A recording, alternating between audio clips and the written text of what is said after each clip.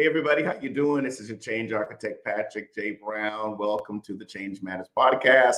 Well, first of all, let me say Happy New Year, because I think this is our first official Change Matters podcast where we have conversations in creative spaces. So first thing I'd like you to do is help me out by pressing that notification, subscribing to the YouTube channel, and liking and sharing on your page. Go ahead and let everybody know that we're here. So good to see everyone this evening.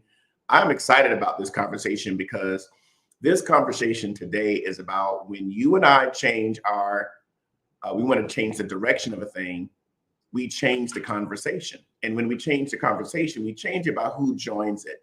And so it's important that we have dialogue and discourse that's going to help us become the best version of who we're supposed to be. And so I'm excited about this. So please share, let me know that you're out there.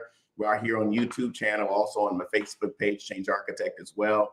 So let me know that you're out there. Welcome, welcome, welcome.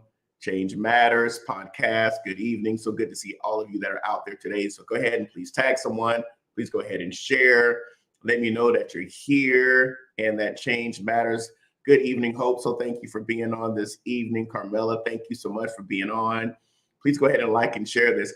I'm excited because I have a good friend that's going to come on board this evening and be with us this evening. Not only that, but she is an author, a business leader, an incredible wife, a wonderful mother, an author, a licensed marriage family therapist. And this evening, we're going to be diving into her book and her life about many hats, creating a new version of you. Her name is Sheryl Brown. And so I'm so grateful to have her on today. So I'm going to give you some time to go ahead and grab your tea, grab your drink, grab your coffee, whatever it is. Get yourself settled in so we can get into this discourse this evening. And I'm so grateful to have her come on board and be a part of it. So let's see who else is on here. Chiquita, thank you for being on. Michelle, good to have you on. Yolanda, thank you for coming on. Michelle, thank you for coming on. How many of you want to be the best version of yourself? Some of you might be in reinvention. You might be in a place where you're renewing who you are. And so this conversation is really going to help you. So grab your friends, let them know we're here. Specifically to women, I think this will be very, very critical that you participate in this dialogue this evening. So I'm grateful to have Sheryl on today. So if you're ready, go ahead and get settled. And I'll see you back here shortly in a minute. All righty.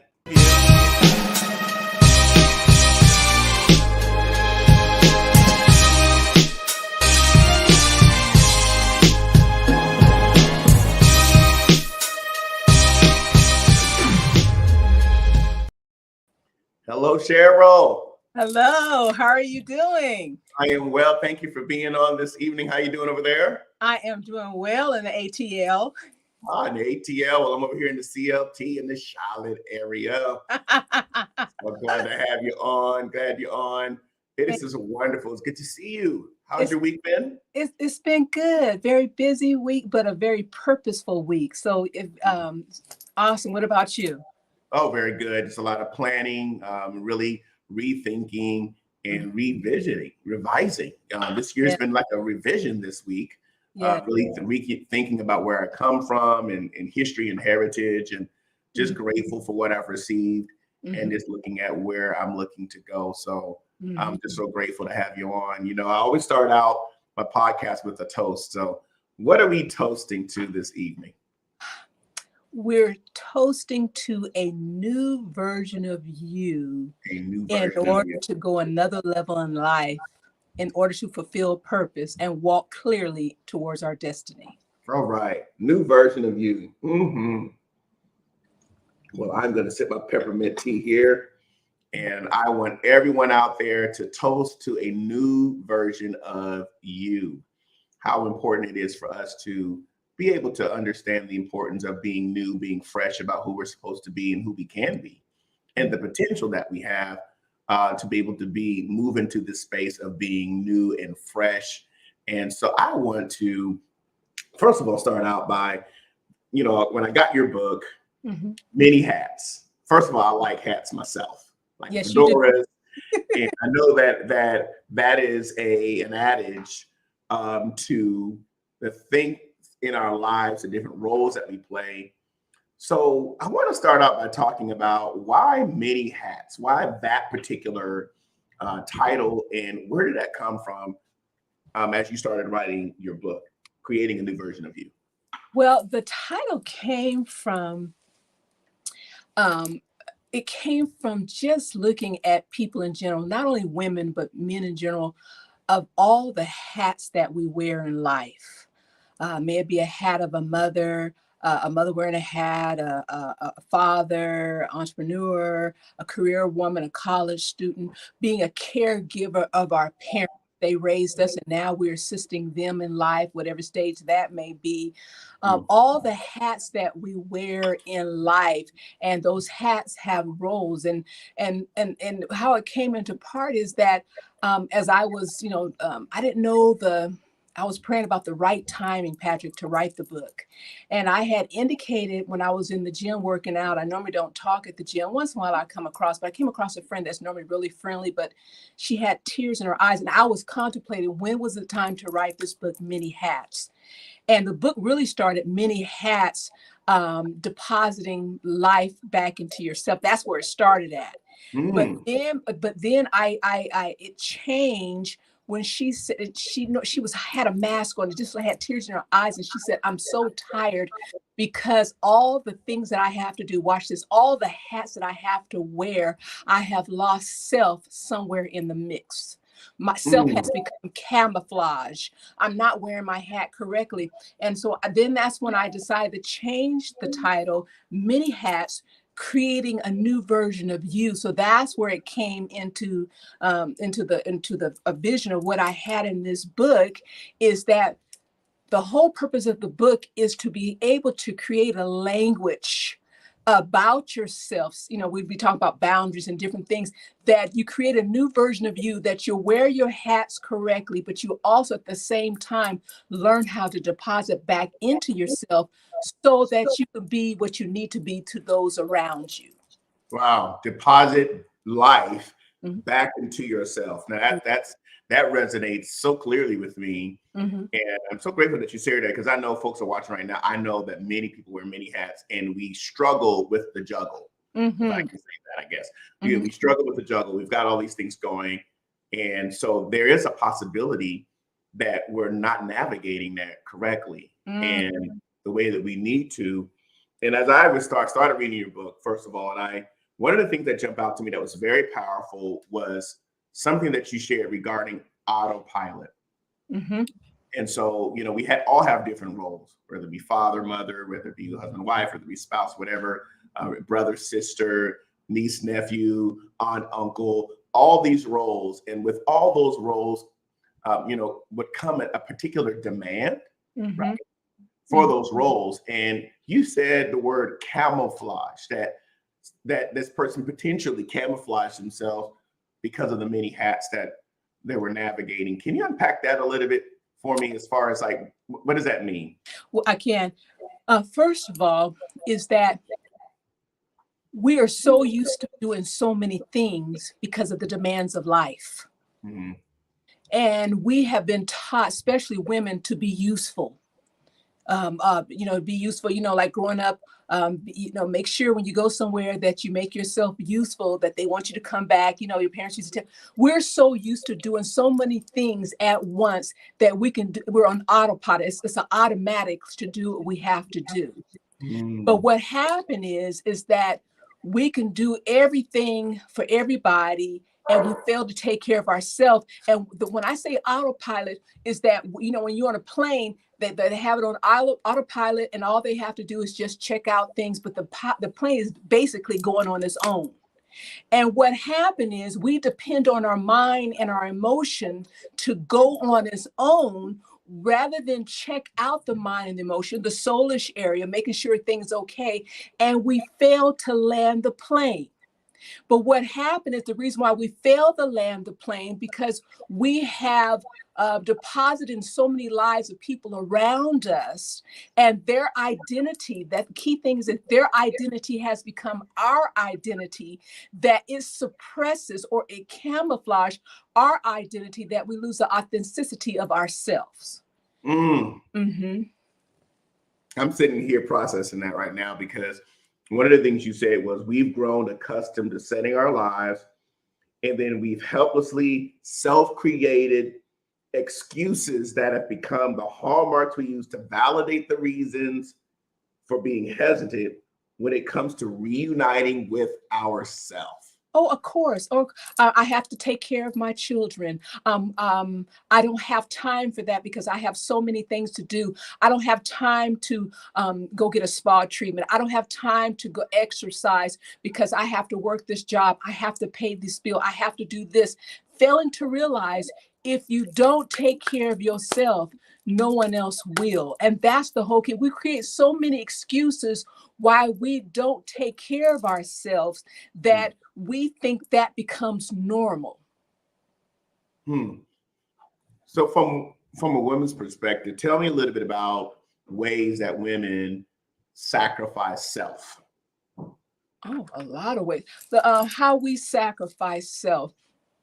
Many times that we, rather than schedule, let's do something simple. Rather than schedule an appointment, maybe a spa treatment or whatever, we will make sure that all of our children go to their ballet lessons or their tap dances or football games. We put it in the calendar, everything for everybody, but we never have a bubble moment. I wrote something there, that bubble moment, the activities that we used to love to do that keeps us connected with self. And we have all these excuses. I can't do this because I'm taking care of a family member. I can't do this because I'm busy in church. I have to do this. I have to do that. And all these excuses are piling up that it eventually becomes true to you. It becomes your reality. And self is on the outside. And then, but everything else is just becomes priority, which is not healthy, not only for your mind and your emotions, but it's just not healthy for the physical body at all. So in other words, we spend time, like you said, in this schedule, and we're not putting ourselves as a priority or at the center so that we can have a well-balanced life. Otherwise, it's kind of sounds like others become the air that sustain our autopilot. And it's like, as long as I have that and they're happy, they're doing well, we're giving ourselves to them. And then eventually what happens with the autopilot, it runs out because the fuel leaves at some point. And exactly. I never forget one person that I knew in particular, they said this: I will take care of myself once all of my children are grown and leave the home. Wow. And that's that's not right, because now you are left with yourself and yourself is lost in the mix. Now you're going to have to introduce yourself to yourself all over again. I'm sitting there with what you just said. So I will take care of myself. I'll do for me once everybody is grown and gone. And so now there's a rediscovery, if you can get to that place of rediscovery after you've done that. Wow. But isn't that what we're socialized to do? We are socialized to do, because it is always seem like it's to highlight the needs of others, and then we take the backstage and really, Patrick, if you really think about it, people will call that humility, that I'm being humble about it. I'll stay, and they define humility totally different. They think that's honorable. I'm taking care of my family, which it is. It's honorable that I'm faithful on my job and I'm doing well, which is it is. I'm faithful for all that I do in church, which it is. But when you have taken away, when you have lost the relationship with yourself, the intra relationship with self, when you have lost that, then therefore it's like you're unknown to yourself. You're trying to like, who am I? Who did I used to be? You should always have a relationship with yourself first before you go outside of self. And that's what you said. The society have trained us like that. We just move and move and move and move. And we never take time with self. And that's what's causing a lot of people to have go for mental health services. That's what caused a lot of people to feel like they've been rejected or insecurity, because self is lost in the mix. And when your internal world is not satisfied, When that identity is not solidified, then you can't, then you're just really just existing and not really existing, if that makes sense. Yeah, it does make sense. So autopilot becomes our identity, and it's really not a true identity, but it becomes an identity. And as a result of that, this self awareness that you're helping us go on this journey will hopefully help us identify the type of behaviors or even internal world that we have that puts us on this this autopilot mentality. So, and I think also this book is not designed to make you be selfish, but this book is designed for you to have an allegiance to yourself. Say that one more time. It's not designed to make you selfish, but an allegiance to yourself. That I'm going to be faithful to me, to take care of me, so I can be, so I can impart into the people's lives around me correctly. Because if I neglect myself, and I'm just and I'm not being up to par, then what I'm imparting in you, will it have a lasting effect? So that's what I'm looking. So I'm going to take care. This whole thing is not only taking care of yourself, but is also looking at yourself. What do I need to change? What some things that I may need to forgive? How to get rid of toxic relationships. It's a house cleaning. We're doing a spring cleaning on the inside, a spring cleaning, modifying my behavior, my thoughts, my belief system, making sure that my emotions are behind me and not in front of me. I'm doing a whole revamp. Watch this. I'm creating a new language for myself that I understand who I am, and also it'll help people to understand who I am, and now the new boundaries that I have developed, so I can properly provide what you need, but yet and still I won't feel a void in my life. Provide what you may need in the context of that relationship, those partnerships, that business, friendships, but not denying my cup being full, Yes. One of the things that I remember when I lived in Germany, and also my visits over in the UK, was tea time.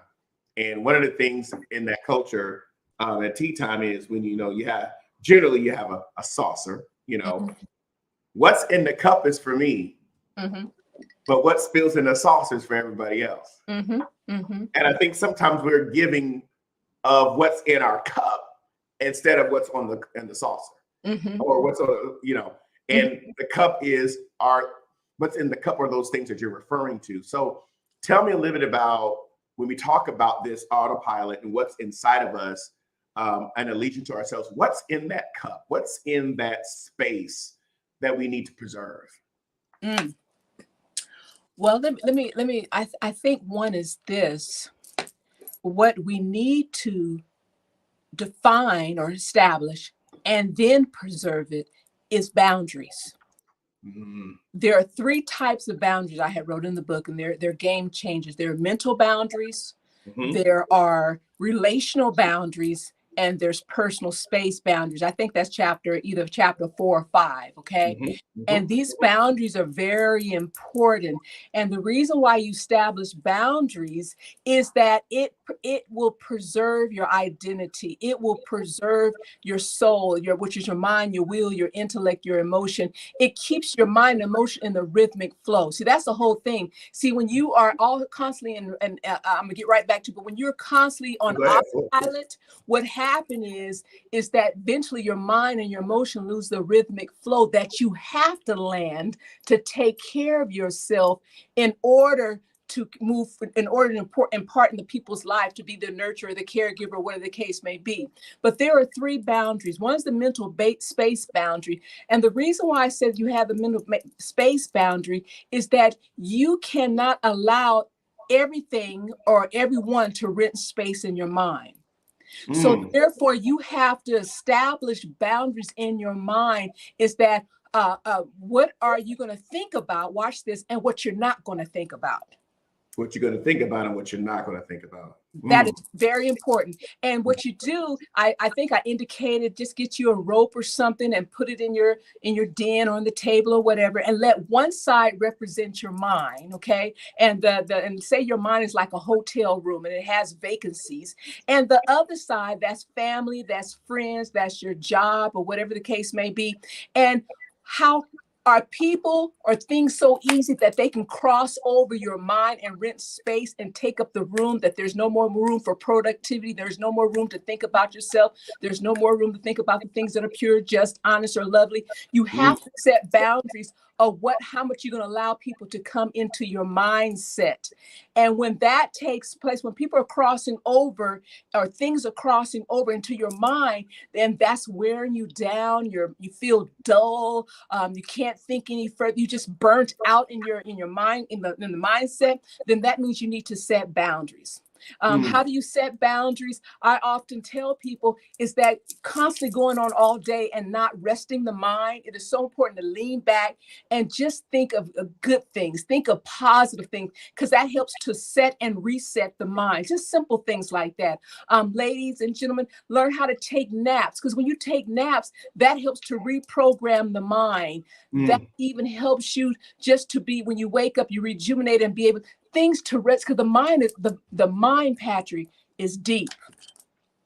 And the mind, not only does the mind has the memory, but also your body has the cells, they have memories. And when you're overloaded, and then negative emotions come in, and all this is impacting your mind, what happens is it releases certain chemicals that can either make your brain toxic, or it can make your brain healthy, which affects the entire body, which is the body mind link. Okay, so that's the mind. You setting boundaries for your mind. Okay, then there's relational boundaries. Relational boundaries means this is that say for instance a woman and a child, they have that bond, that mother and daughter, they have that bond, that taking care. And once you take care of that child's needs, then what happens, you are allowed to separate yourself and get back into relationship with yourself, so you preserve yourself.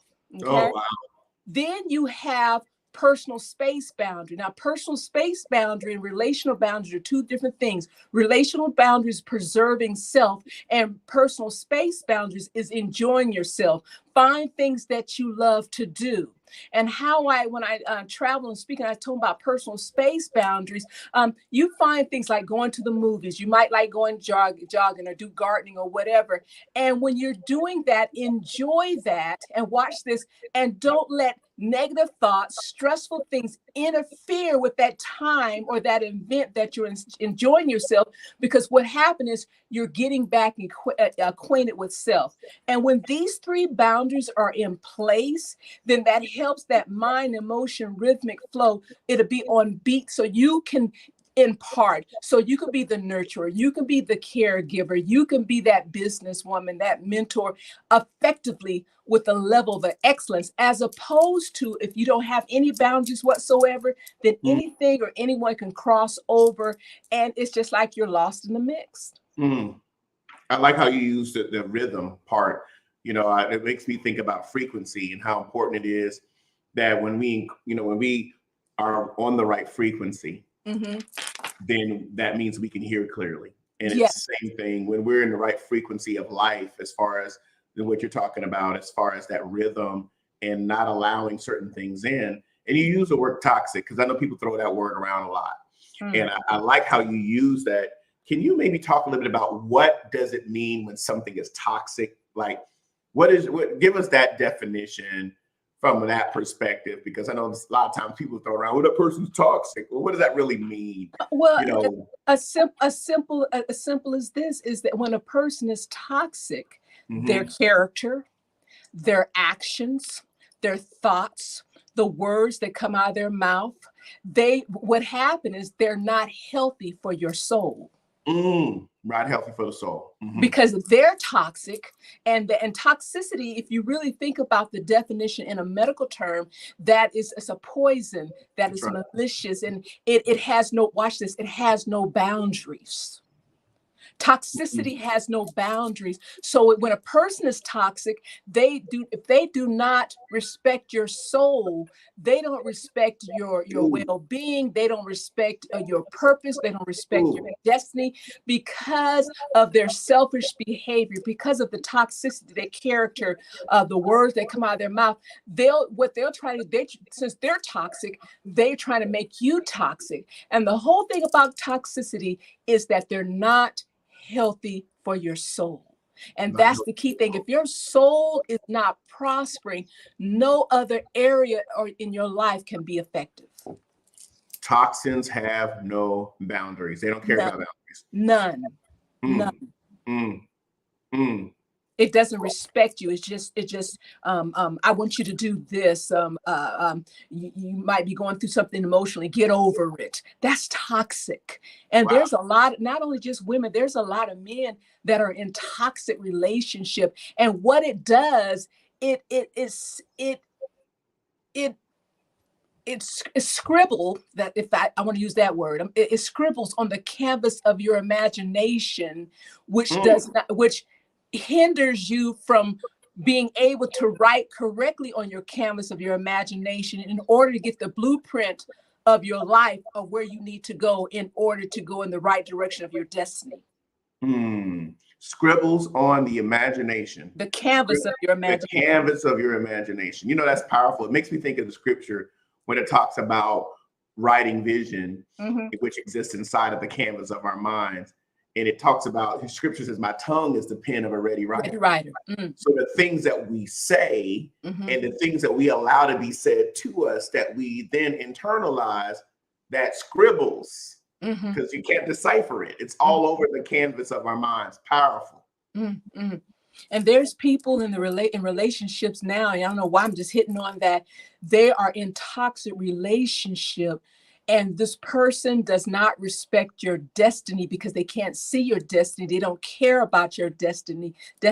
All they want is their needs to be taken care of. All they want is self-gratification, and you feel empty. You feel a void because, watch, you have taken on their identity, and their identity have covered the royal identity on the inside of you. The canvas of your imagination is all scribbled upon, and that toxicity will kill.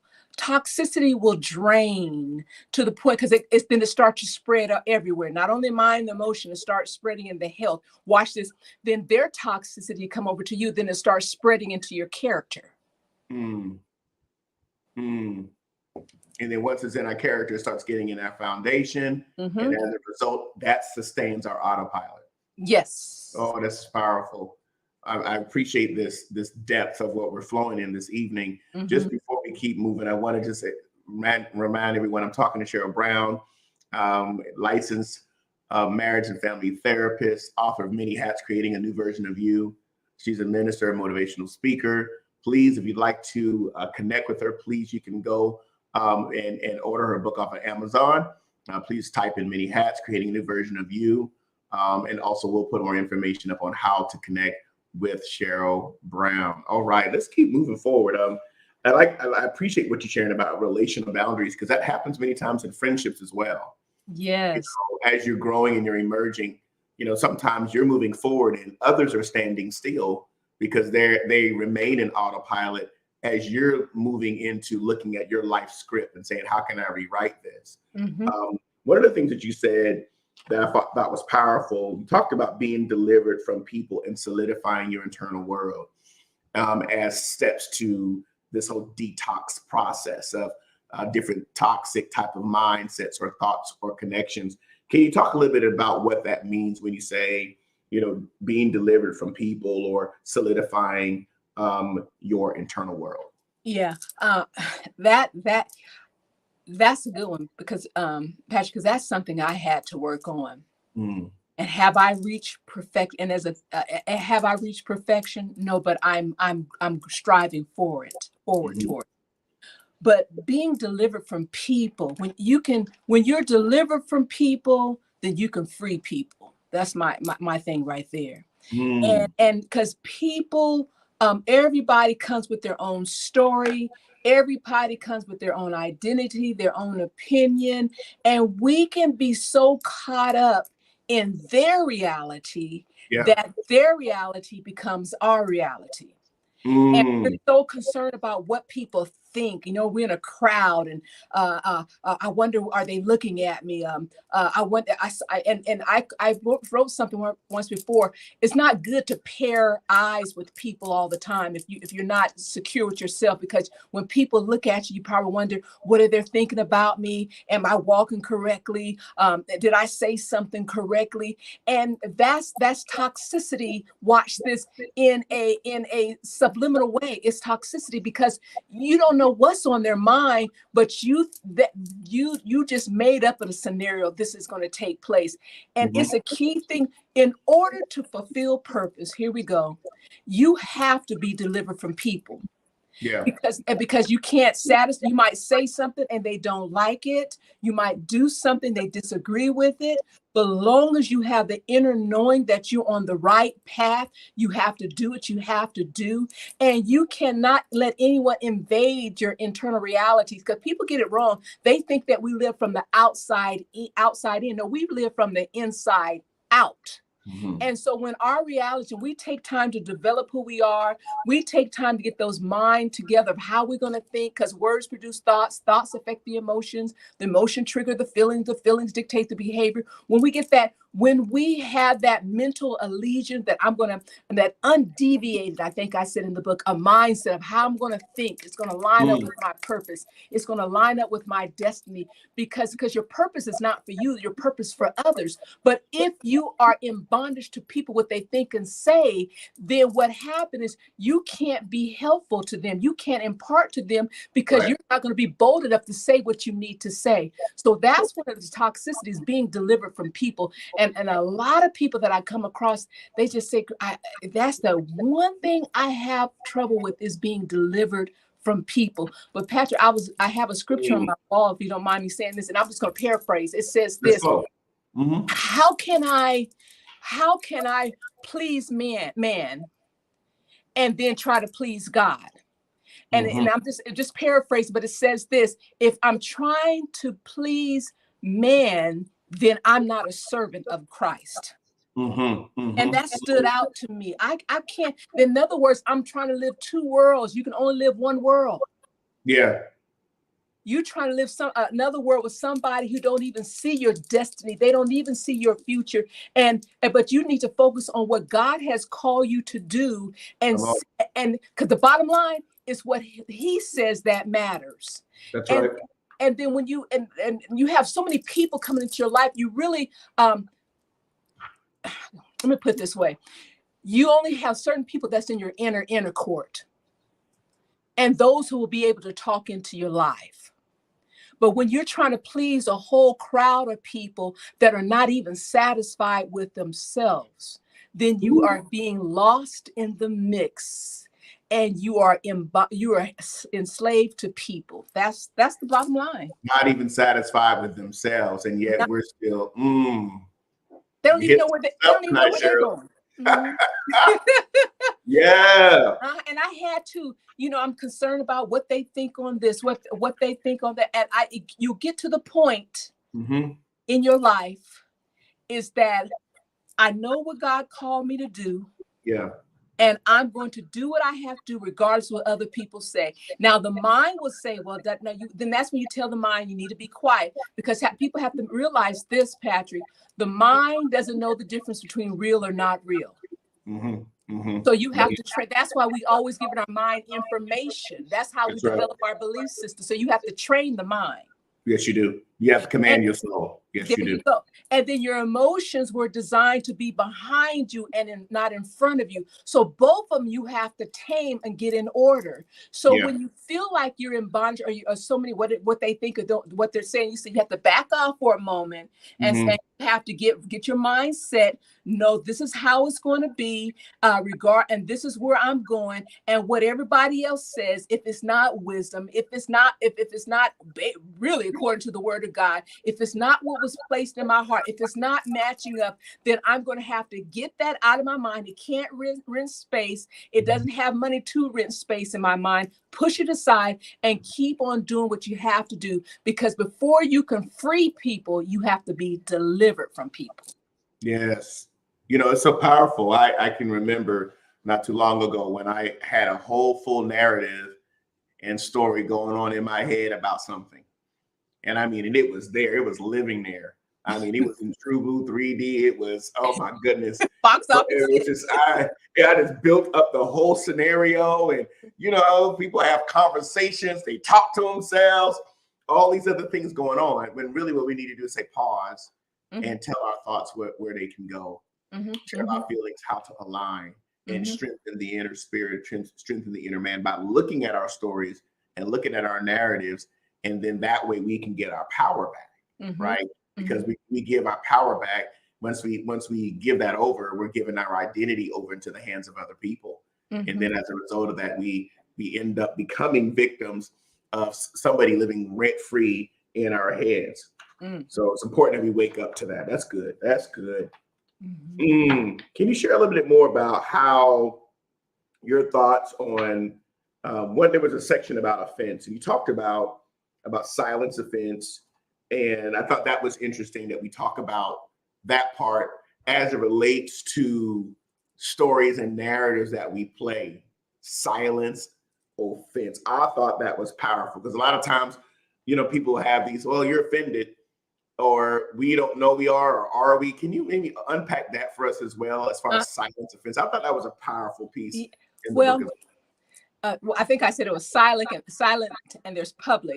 But what, you know, being offended is, you know, based upon someone saying something to us or an action that took place, and we got offended. In other words, our emotions got stirred up. Watch this. In other words, our emotions got in front of us, negative emotions, and they were disturbed about what was said or what was done to us.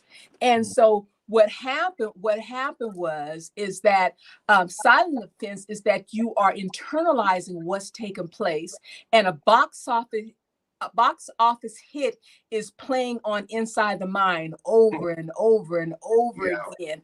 And it only comes out through your actions, is that you might isolate yourself with that person. You might have the silent treatment towards that person. You don't say anything, but it's silent, but it's eating on in the inside of you. And what people have to realize, if offensiveness is not taken care of, offensiveness becomes like a seed that is planted on the inside of you, and it takes roots, and it becomes a fruit that is displayed through your actions.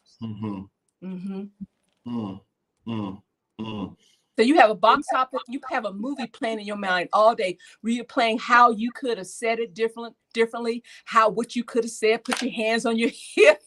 You be driving in your car, talking to yourself, folks looking at you like, what's going on with them? Like, and some people like, and you know, and then watch. And once you say what you could have said, but you didn't, it's like an internal satisfaction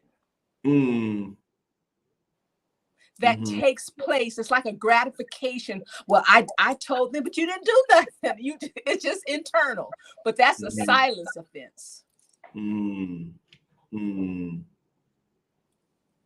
really meditating on that, because I think it's important, especially in the age that we're in. There are times when we allow what we see, perhaps what's being posted on social media. We start creating stories and narratives, and then perhaps we offend our own selves, and nothing is not even there. You know, it's powerful. It's powerful. But again, that goes back to your point about being delivered from people. And if we're not delivered from people, then as a result of that, that messes with our peace.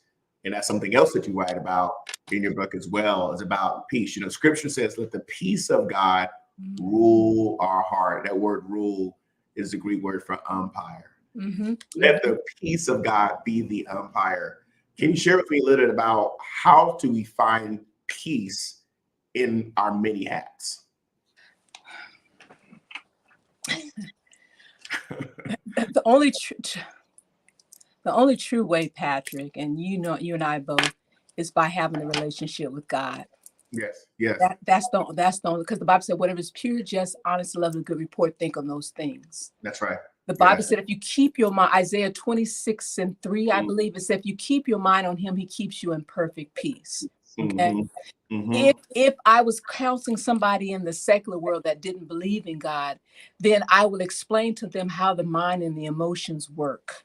And I will explain to them how they have to train their minds with words. Like I told you, words produce thoughts, and thoughts affect the emotions and so forth. And they have to, so say for instance, someone have anxiety. I never forget that I was on the plane and this lady was from India, and she got on the plane and forgot she was scared to be on the plane, but her mother was very ill in the hospital during that COVID time. And so I was sitting next to her and I was showing her how to think on things that are pure and just and honest, to negate the negative thoughts that were trying to prevent her from doing what she had to do to fly on the plane. You got, and so what I'm saying is how do you develop? Then you have to think on positive things. You have to think on things, because when you watch this, there's only two types of your main emotions is love and fear.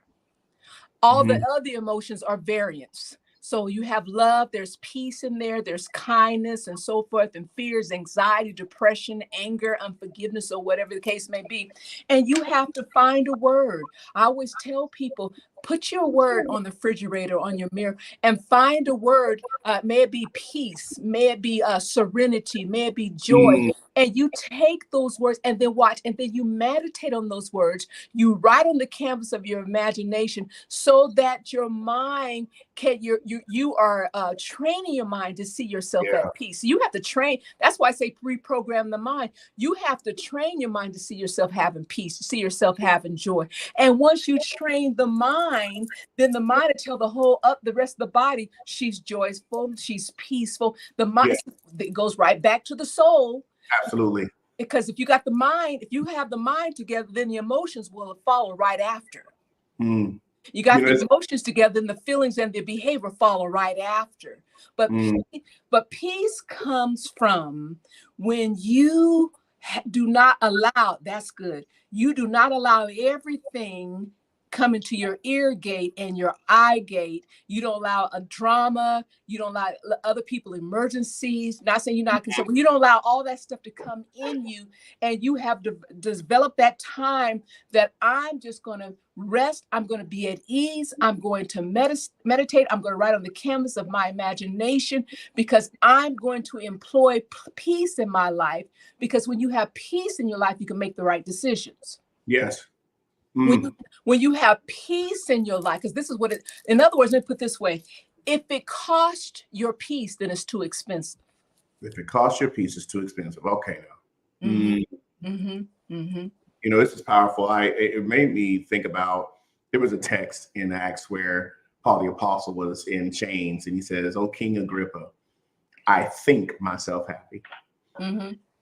He made a decision that regardless if I'm in chains, regardless if I am bound, I think myself happy. You know, he made a decision to think himself transcendent beyond where he was in his physical state. And perhaps something that we need to adopt, you know, on a daily basis, regardless of, you know, the hustle and bustle and the many hats that we wear. What are we doing to think ourselves into a different plane? Yes. So we can explore those other additional thoughts. You know, and Patrick, and just this first of the year, I had faced a situation, and automatically that my mind was trying to give me a scenario, because, you know, fear will give you a script and it's waiting for you to say something to take on so you could be the leading actress. Okay. And I had made up my mind, said, no, I'm going to face the fear. I said, God, I depend on you to take care of this situation. And when I said that, and I focused on seeing what I wanted to see, the peace just came over me. So you can experience peace. You really can, because there is just a warmth that come not only inside, but on the outside. I just had the peace. Now the situation still remained as is, but I had the peace because I had the knowing that Christ was with me when I was going through the midst of this. And like you said, you have to make up your mind that you have to see yourself happy. You have to see yourself joyful. And it doesn't happen. No, you might have to do it all day, 5 minutes a day, 10 minutes a day, whatever it takes for you to get to that point that there's an inner knowing, because there's a difference in having that inner knowing, because that's the difference between joy and happiness, because joy is an inner knowing. Happiness is just based upon your outer environment. I'm happy because my bills are paid. You're surrounded, but joy, peace comes from that inner knowing that all is well. And you have to work on this daily, because that comes from a new version of you. And when you want a new version of you, you cannot operate that effectively with the many hats that you wear if you don't have peace. Mm. Oh my God, this is good. I want to ask the audience here, based upon our conversation tonight, what new mindset will you adopt to your new version of you? Based upon our conversation, we've talked about boundaries, we've talked about autopilot, we've talked about letting people live rent-free, being delivered from people. We're talking about peace. We're talking about thinking ourselves, commanding our thoughts. I'd like to hear from the audience. Just go ahead and place in the chat, if you will, in the comments. What new mindset will you adopt to your new version of you? Because many of us, we wear many hats. I think it's encouraging tonight in our podcast to pause and answer that question and put that in the chat for your own declaration, so you can put that around your house and you can create an atmosphere that speaks life to you, and the importance of creating that environment. So as the audience is answering that, Sheryl, share a little bit more about your thoughts on creating a new version. Any few things as we're wrapping up our podcast today. Share with me a little bit more about just any last thoughts you want to share relating to, as people are navigating into this new space of the season that we're in. There's a lot of change, there's a lot of collapse, there's a lot of chaos. Share with us a little bit more about the new version of us. Well, the new version of you is making you sturdy or strong for the time and such as we live right now. And regardless of what's going on in the world around us, we still have our own journey to walk. We still have our own path of life to walk. So the wars and rumors of wars on this side, of just the random shootings, the chaos is taking place. You cannot be if I had the same thing, you cannot be caught up in fear, but you have to be caught up in what you were called to do, your purpose in life. And that is the key thing. And then you're creating a new version of you so that you know what to do when it's time to do. And this creating a new version of you, watch this, it's a process. And during this process, you will come out more mature. You will come with more wisdom, because it no more just having knowledge. And knowledge is you just have information, but wisdom is know what to do when you have that knowledge. And so therefore it's a new language, is saying that I know who I am, I know whose I am, and I'm going to wear these hats effectively. I'm going to impart in the people's life correctly, and so that I can see the manifestation of those who I have imparted into their lives, that they have grown and developed, and now they're able to walk their own journey in life and impart into those that are going to be coming around them, or that will be extended from the many hats that they wear. Thank you. Thank you. This has been powerful. Again, everyone, Sheryl Brown, Many Hats, creating a new version of you. How can I get in contact with you? Well, you can get in contact with me on Instagram. My handle is Sheryl, SHERYL, _ Masterpiece Women. You can get a hold of there. Facebook, under Sheryl Brown. Also, LinkedIn, Role Model Professional Development. That's our company here in Georgia. Role Model Professional Development. You can get a hold of me there. And of course, you can get a hold of me through Patrick J. Brown. So those are the ways that you can get a hold of me. Thank you so much. This has been incredible. I want to bring this up one more time, everyone. Sheryl Brown, author, speaker, ordained minister, licensed marriage family therapist, and excited about her being a part of our podcast today. I tell you, this has been a good conversation. It's good to see you. It's good to have you on. It's good to have this conversation, especially starting out a new season in life. So what's next on your journey as far as your writing? Well, I do have a book that I have. I'm praying about it. It's for women. How do you know that you're safe? And I'm working on some women in the Bibles that were safe, and there's women in the Bible that were not safe.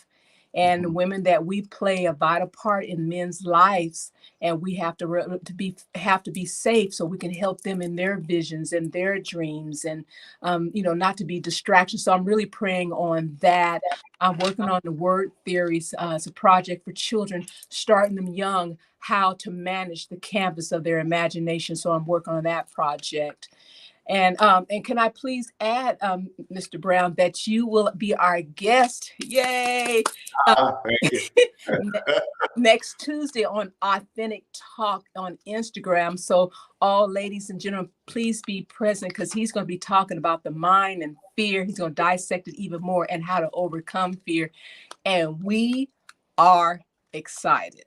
Thank you. I appreciate the invitation, being part of your podcast as well. Definitely enjoying it. I know that the last one was on rejection. I think that I did the last time. And so looking forward to talking about fear. And it is really what we can do to navigate that. So Sheryl, this has been good conversation. Again, I want to invite everyone, please, to go to her pages, follow her on the social media pages as well. You want to order her book. Again, it is Many Hats, Creating a New Version of You.